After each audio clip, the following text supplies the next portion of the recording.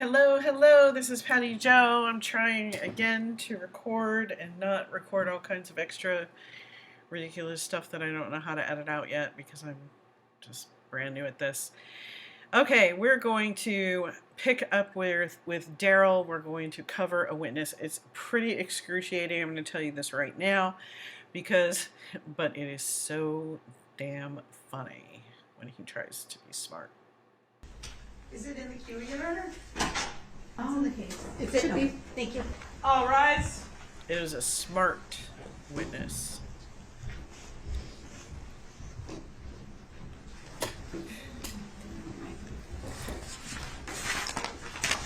This is the state trooper. This guy is really smart.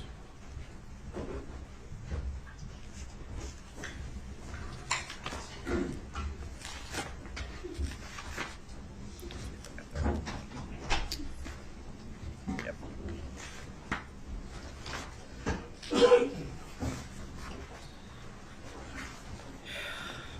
He's mad. Dum-Dum Darrell's mad. Oh. All right, thank you, everyone. Please be seated. Miss Ruby, you asked how Dum-Dum could wear that mask all the time. I used to have to wear the mask almost all day for a 10 to 14 hour day, sometimes even longer. And my masks were not those thin little surgical things that you could get at the drugstore or the cheap garbage that we used to pass out to patients, which is what he's wearing. This is not even the worst one I had to wear was an N95. This is a KN95, which is basically it's the Chinese version of the N95. It also will filter out a lot more than those, but the N95s had these rubber things that went not just around the ears but all the way around the head. So and this is very bad. This is very bad. But I will tell you something. You get used to it and you are able to expel the air out. You're not just rebreathing your own air in those masks just because they're uncomfortable and hot. He's just trying to hide himself. He's just trying to hide Statement himself. call its next witness. State calls Master Trooper Mike Smith. All right. Come on up, Trooper Smith. When you get to the witness stand, which is to my right, up one riser, if you would please remain standing, raise your right hand, and my clerk, Teresa, will swear you in.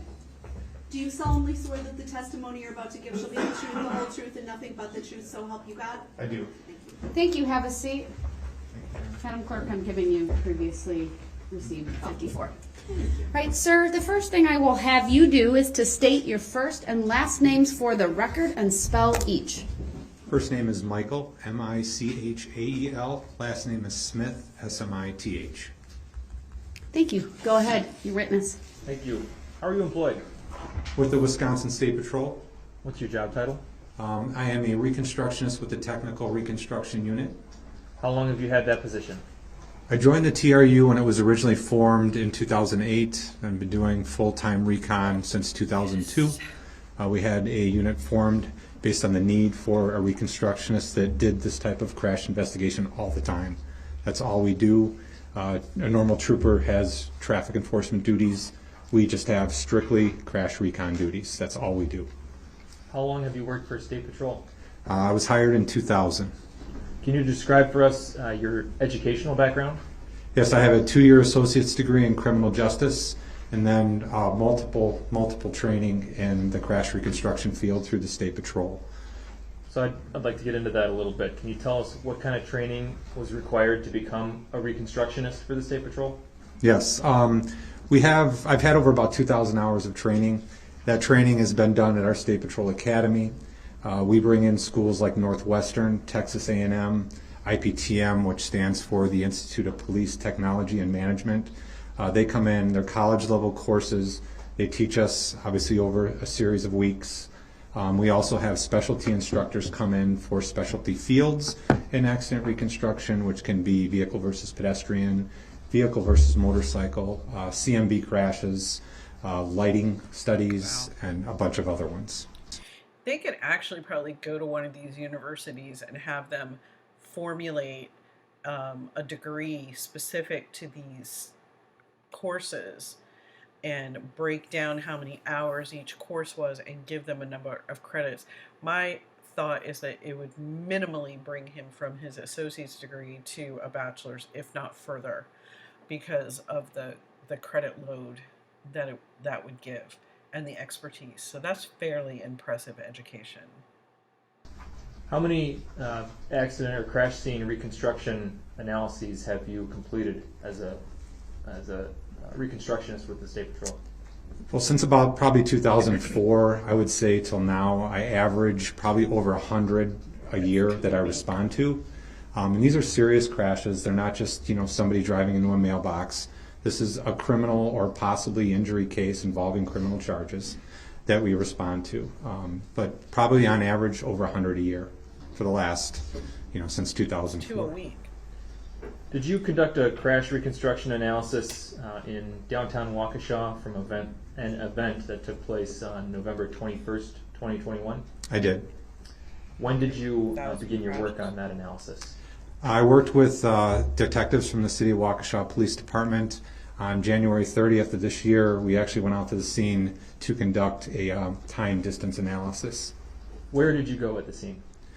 We went to the Curry Insurance Company, which was the cameras that we decided to use after viewing all the videos. That was the best, as far as what I'm concerned, to use in a time distance analysis. It was the clearest. It provided certain things that made it necessary for me to do an accurate time distance analysis. What are some of those certain things you referenced? What we look for and what we've been trained to do is, first of all, we look for a stationary camera, one that doesn't move.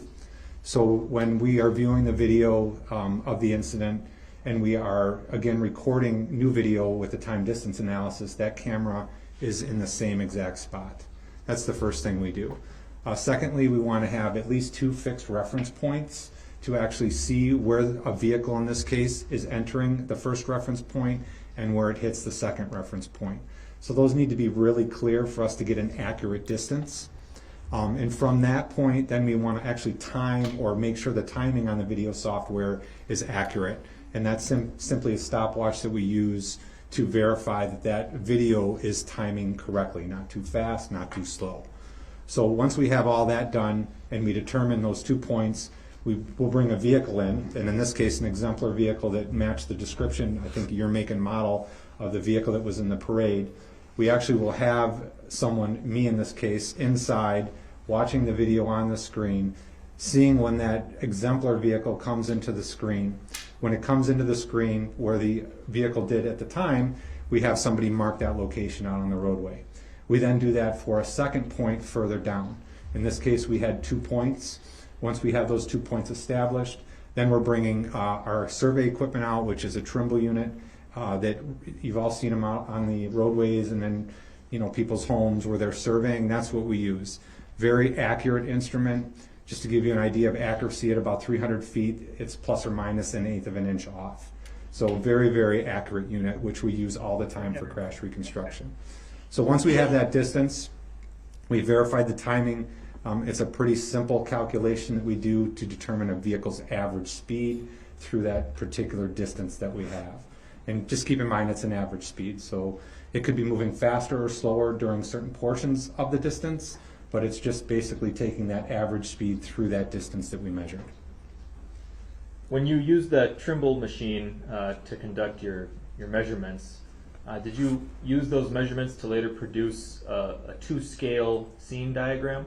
I did. Okay, I'd like to project for the witness only exhibit number 56, please.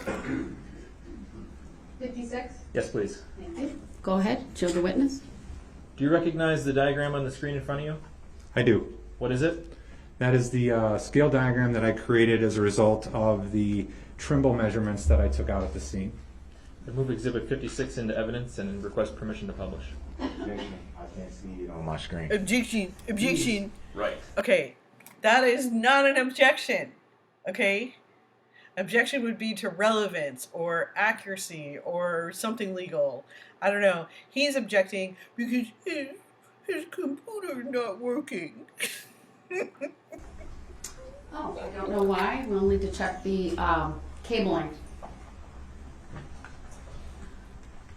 could have said, "Excuse me," or something like that. See? Oh, what an effing infant. Zach down here, please. Check the. Oh.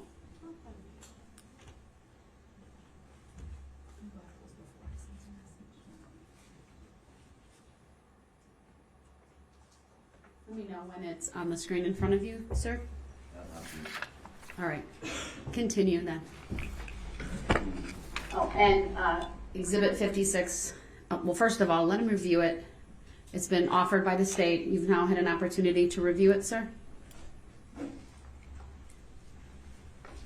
He looks at it like he knows what he's looking at. Although it is a fairly simple diagram, as I recall. All right, Exhibit 56 is received. Permission to publish is granted. Go ahead. Okay, could you please walk us through what we're looking at here? Yes, again, so this would be a diagram, two-dimensional orthogonal, so basically looking from the top down at the area that I did measure at the time we did the speed analysis. Obviously, it depicts a vehicle at a starting point and a vehicle at an end point. The vehicle at point A represents Excuse me.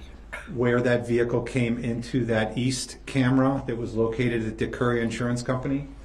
And as soon as basically that vehicle, you're able to view it inside inside the insurance company with the representative was there, I basically told that vehicle to stop. We marked that location on the roadway, and then we continued down to the secondary point, which I determined was the crosswalk. And we marked at that point once the exemplar vehicle reached that. And that's how we got that distance of 141 feet, roughly 3 inches. Okay. And what do you do with that distance once you have that measurement? So once we have that measurement, that's one part of the equation that we need. The equation that we need, just really explain it briefly, comes from Newton's laws of motion. Force equals mass times acceleration. It's part of Newton's second law.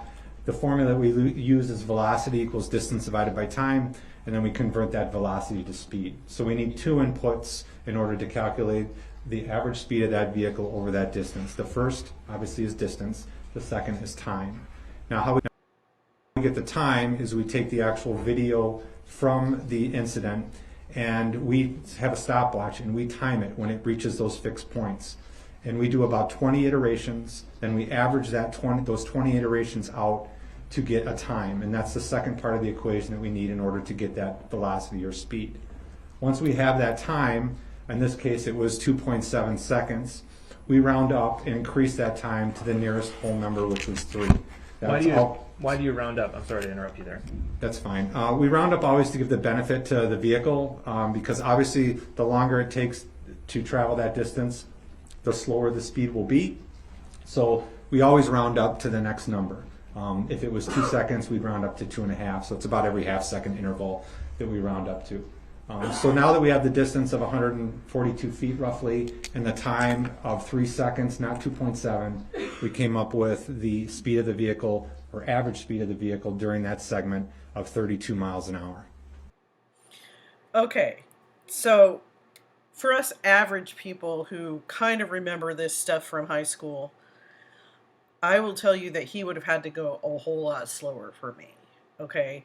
But basically, he's taking basic laws of physics and applying them in the mathematical format, and they come up with an average speed. I cannot wait to hear Darrell try to sound smart. 32 miles an hour as an average speed from point A to point B as they're depicted on this diagram? Correct. Witness. What? Sustained is to the form of the question. Please rephrase. The jury will disregard the last answer. Could you please explain for us, again, summarizing what average speed you calculated and over what distance? Yes. So the average speed, very simple. We marked point A, we marked point B, we had that distance, we had that time. the vehicle speed between point A, or the average vehicle speed, let me reiterate, was 32 miles an hour between point A and point B. You mentioned an exemplar vehicle earlier. Can you maybe explain for us again the purpose of using an exemplar vehicle in your analysis? Well, when I worked with the detectives from the City of Waukesha PD, we wanted to find an exemplar vehicle just due to the type of case this was. They were able to easily locate one that was very convenient to use, matching the description, I believe the year, make, and model of the car that was in the actual parade. So we decided to use that. Realistically, you can use any type of vehicle because you're just basically looking for that object coming into that frame of reference. But just for court purposes, I think it's a little bit easier to show the jury that, hey, we used a vehicle that was similar or the To same. show a regular person. In terms of this case, you used a 2010 red Ford Escape. Correct. This guy is so nice because he is super smart. He's been very highly trained, obviously. He uses these things over and over again. My guess is if we use them in our everyday life the way they told us we would have to when we were in high school, we would probably know them to this degree. I'm thinking, but he is so generous and nice and patient with the explanation of these things. Really like this guy. Okay. Do you happen to know the When you're curb smart, you weight don't have of to. that vehicle? Yeah. Overruled, you may answer. So explaining what curb weight is really quick, that's the weight of the vehicle as it comes off the assembly line. So it doesn't include fuel, it doesn't include any personal items, it's just right off the assembly line. This particular 4x2 vehicle was 3,368 pounds, curb weight. Okay. And to clarify, does curb weight have anything to do with your average speed analysis? It does not. Okay.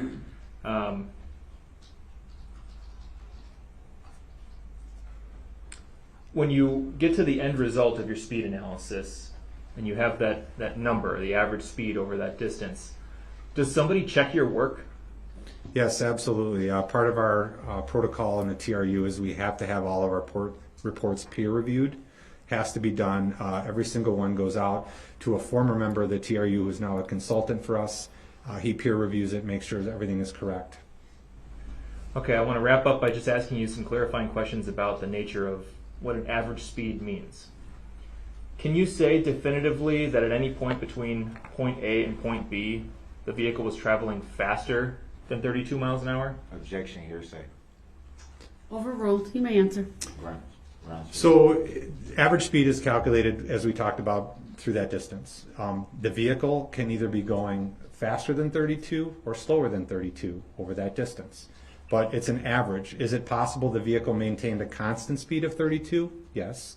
But it's more plausible that you have higher and lower speeds during that segment. Okay. That's all I have for this witness. Thank you.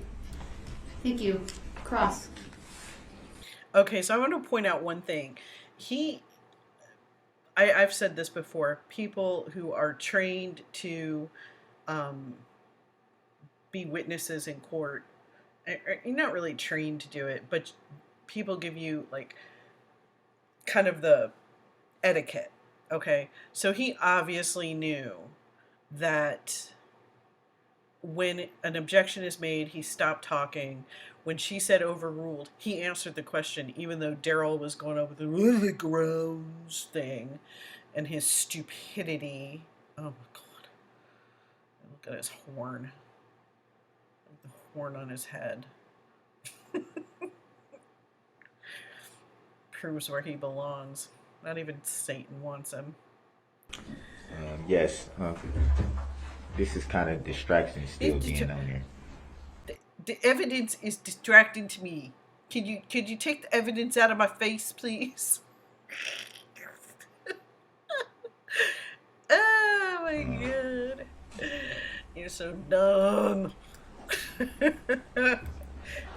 I don't have to pause it anymore because he takes so long. From your testimony, it seems like you've been doing crash reconstructions from quite some time. Is that fair to say?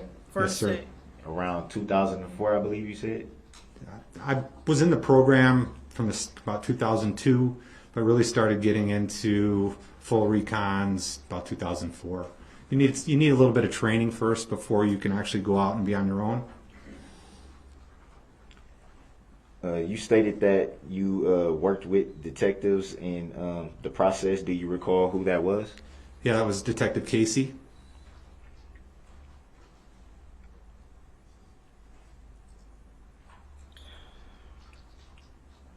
On getting the calculation of the speed, did you work with anyone on that side of your investigation? No. Side. So it was pretty much just you and the detectives. The detective did not assist me with the speed calculation. He just assisted me with obtaining the videos and also assisted me, excuse me, out at the scene where we did the testing.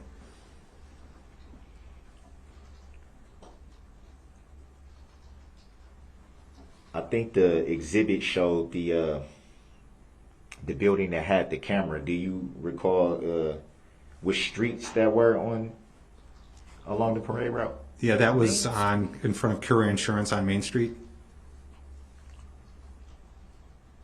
And the point A and point B, did those start from a cross street, or was it just the main?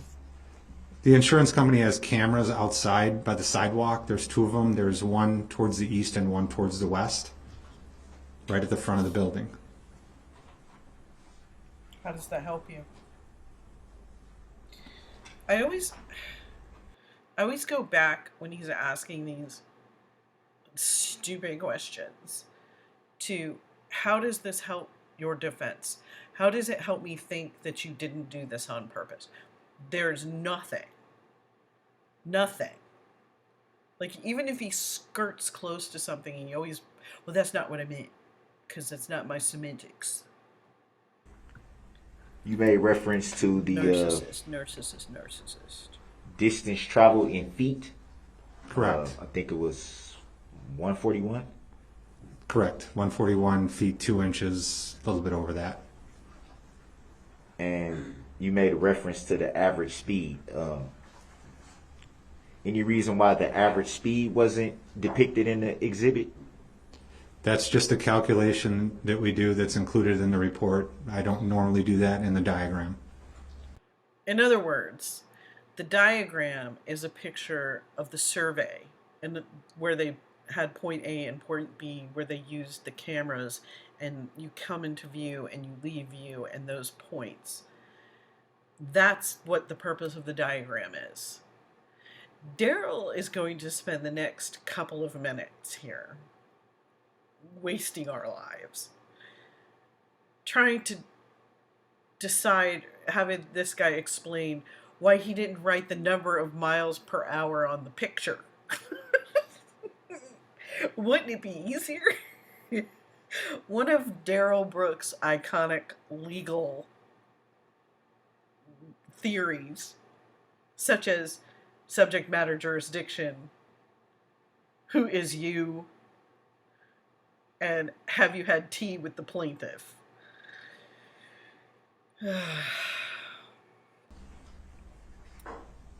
So it would be fair to say that you created the diagram?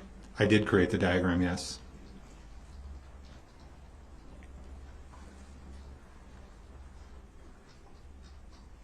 You said normally you don't put the speed calculation in the diagram. Would it be any reason for that?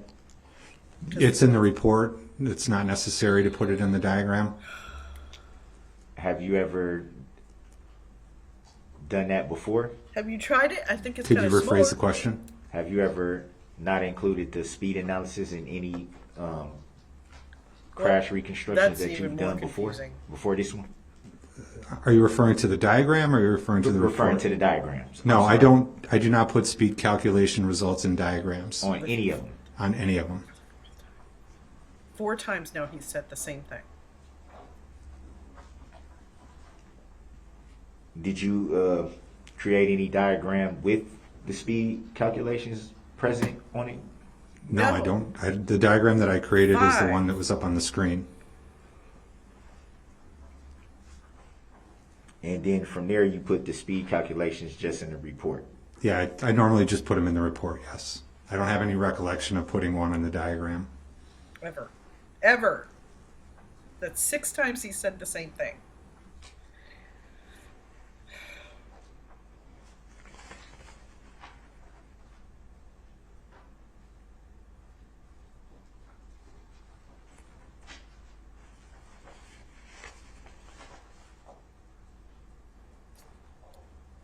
Would it be fair to say that it may be a little bit difficult to locate what you analyze for speed if it's not in the diagram? No. 7 times. He So really wants the speed on the diagram. How does this theory help your case? How does having the speed in which you rampaged through a parade that was going 1 mile per hour, how in the world does this at all absolve you? Oh my God. Darrell.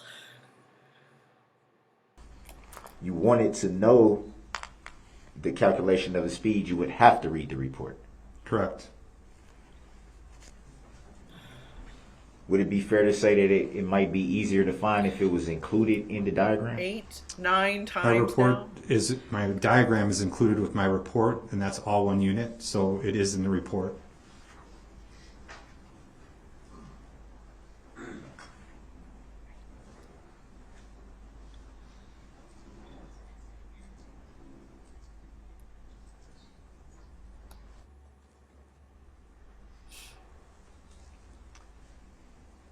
Can you explain what the S6 is? Yes, the the S6 is the name of the Trimble robotic total station that we use The little to survey actually thing. measure things at crash scenes. So that's like a certain technology or something. Would that be fair to say? It's a piece of surveying equipment that if you've been on the road, you've seen them where It's they're the measuring the surveying. roadways, It's the little or if tripod somebody's thing building a with the- home. Same type of equipment, we just use it for crash reconstruction.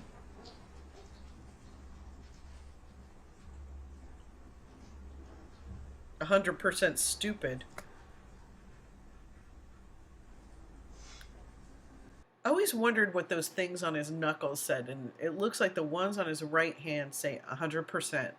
So the ones on his left hand, I still don't know. If anybody knows those, let me know, because I think it's 100% dumb. It should be. 100% a potato head. And what is a prism? Is that in direct? Now, I have no idea how I've never done a survey thing, but I'm thinking that the little sight thing on the survey tripod, you have to have a point that you're bouncing it off of to make a measurement, which would be the prism. Tell me if I'm right, but I mean, I'm just guessing. Look at Darrell trying real hard to think. In relation to the electronic distance measuring system? Correct. The total station is one part of the equipment that we use. The prism is the other. The total station communicates with the prism through an electronic digital measuring system, which is a laser. The two pieces are needed in this case to So in other words, collect the measure. the people doing the survey on the street just start looking through the thing and guessing how, and the height and the whatever when they're doing the road surveys. Oh my Measurements that I God, collected. you're such a moron. Not a necessary component to using the equipment, but we normally do use the prism when taking measurements. And that prism's pretty accurate, you would say. Well, the unit is accurate. What about the prism? Yeah, it's all accurate. The unit itself is one- very accurate. At 300 feet, it's about an eighth What of an about the inch prism? either way, plus or minus. Oh no, the prism's not accurate at all. Just, we just guess. And is the CAD Oh my God. the diagram that you created? Computer aided design. Could you rephrase the software. question, please? Is the CAD Is that software related to the diagram that you created? Yes. It is. That's why it's in In the what way? report. You idiot. The computer-aided design software program that we use is a tool that when we transfer the measurements from the Trimble total station, we transfer that into the computer-aided design program, and that's how we create our diagram.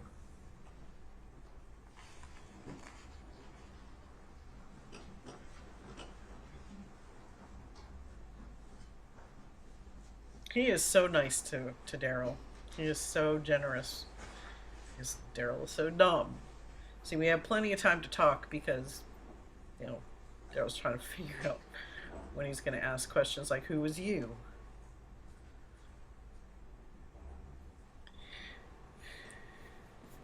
Hopefully he gets so confused he doesn't ask about the plaintiff. Can you explain what the 2.4 gigahertz radio technology is? That's just software that's built into the total station, the Trimble unit, as part of its communication.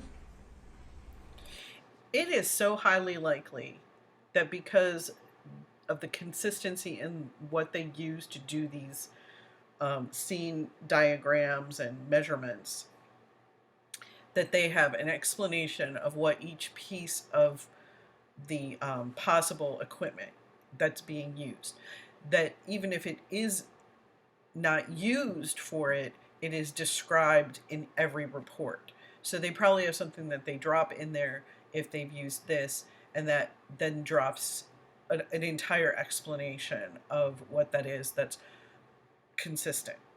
And then they would say we used these parts of it or this particular technology in it and whatever, and that's how they do it. They probably don't rewrite the description of the equipment every single 100 times a year, 1,000 times over his career. And is that communication radio? Yeah, there's a radio inside the unit, correct? God, Darrell, you're such an idiot.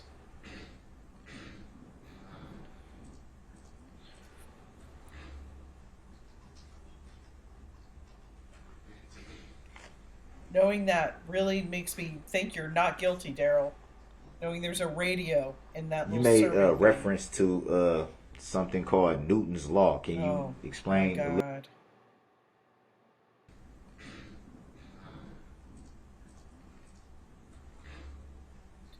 Wait, oh, let's skip back a little bit.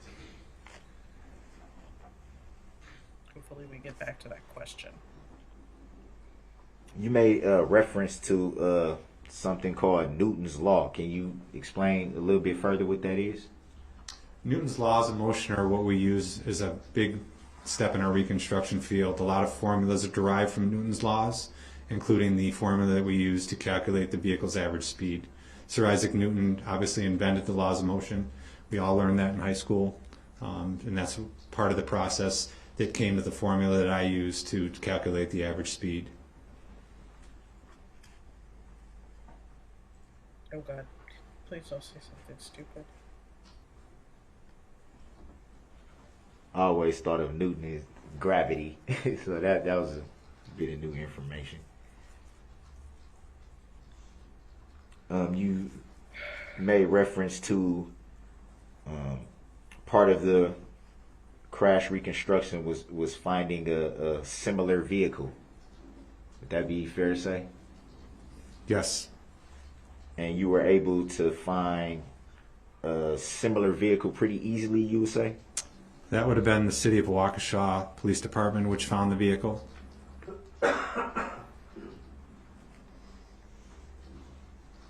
And you made reference to it being in the parade as well? Or part of the parade as well? The exemplar vehicle? Yes, the vehicle that was similar. The exemplar vehicle was not in the parade. I may have misinterpreted what you were saying. And you said it was found by the Waukesha Police Department. Yes, sir.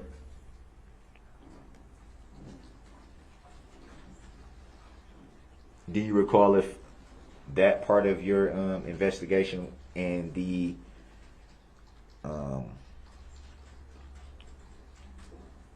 the creating of the graph and all that technology that goes with that, was that part of the same day, or were they done on at different times? I'm sorry, are you referencing the diagram, the creation of the diagram? Right. No, that was Because not. it seems like a lot of technology went into getting the diagram created, and different variations of that, and then also using a similar vehicle to, I guess, simulate the. Would that be fair to say, simulate the incident? We used the exemplar vehicle for our testing. What was that done all the same day, or was it done? Sorry, could you rephrase the question again? I'm not understanding what you're asking. Was the creation of the diagram and the simulation of the vehicle done on the same day? No, it was not. So it'd be fair to say it was a process involved in getting all the information. Correct.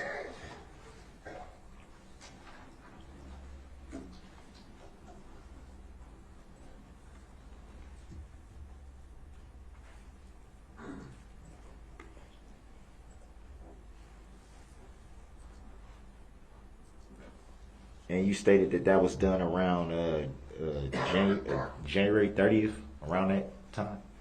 The testing was done on January 30th.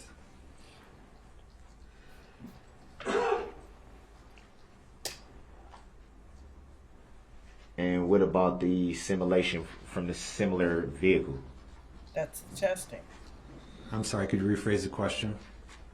Do you recall what date the simulation was performed? All right, are you asking when I completed my analysis?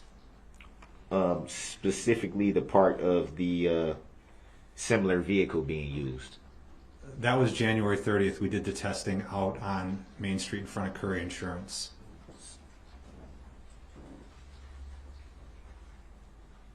So what part of the process was done at a later date? The diagram, the calculations, the time distance analysis.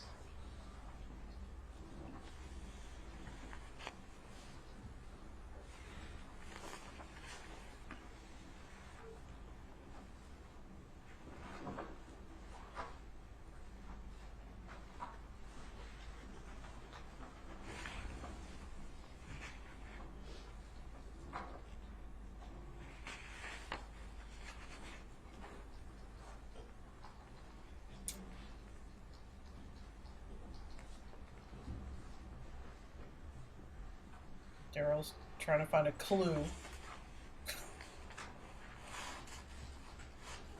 Do you recall the date of the second part of the investigation? Are you referring to when I completed my reports? Yes. No, I don't know what day that was. Was it sometime after the January 30th date? Correct.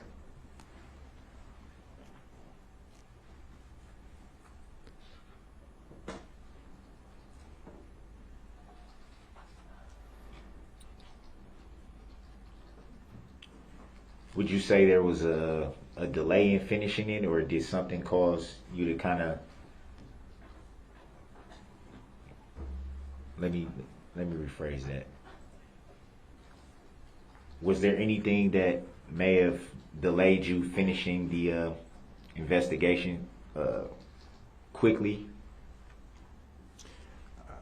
Can you rephrase what do you mean by quickly? By it seems like there was two parts of it: getting the simulation done, and then the actual diagram and things of that. Any reason why that couldn't be done closer together? Well, first of all, it's not a simulation because a simulation is different than what we did. This was just some testing we did out at the scene. Secondly, as I mentioned earlier, I respond to hundreds of crashes. It depends on what I'm working on at the time. Once our reports are completed, they need to be peer reviewed. All that process takes time.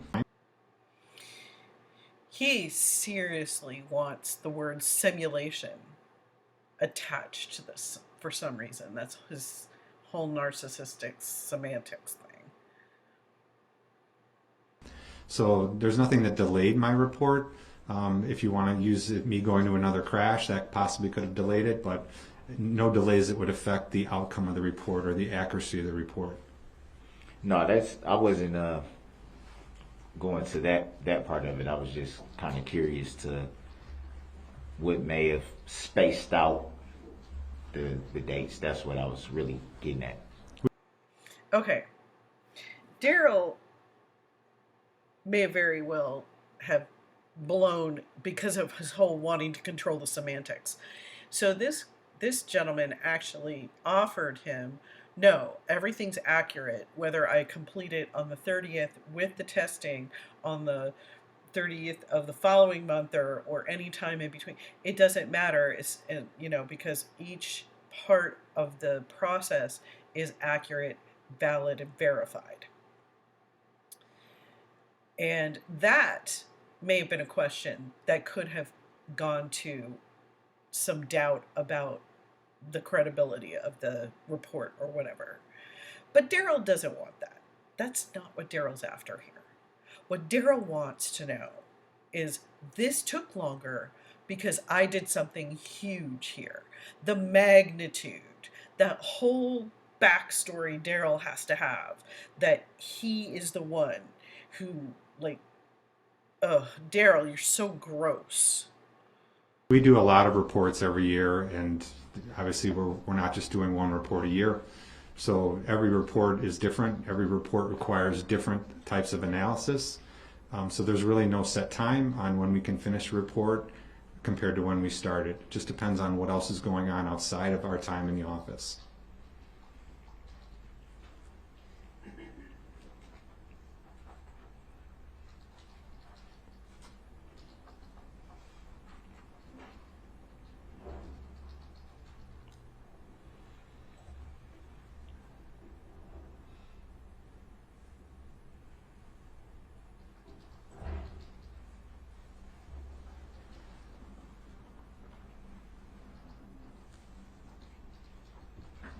No further questions. Any redirect?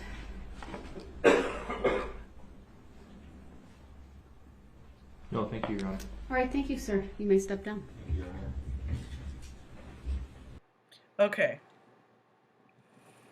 Now, one of the things that you might ask in this one is, why didn't the prosecution object a little bit when he was repeating the same stupid question over and over again? Like, why didn't you write the miles per hour on the picture? And my theory there, go ahead and correct me if you think I'm wrong, was the prosecution doesn't want to appear to be bullies. I mean, they could and did, really, and they could have, even with more force and excitement, run over Darrell and his ridiculous legal theories. But by objecting at every turn, that's just overkill. Okay, it wasn't really hurting this guy. He was really nice. He was super smart. He obviously had testified before. He's better than I would have been. So, he had the calmness and the generosity to not treat Darrell like the idiot that he is. So that's my theory. Anyway, like and subscribe. I'm going to let this one be ending here because the next witness, I think, is something a little bit more heavy, not just the miles per hour and Darrell trying to figure out who Sir Isaac Newton is.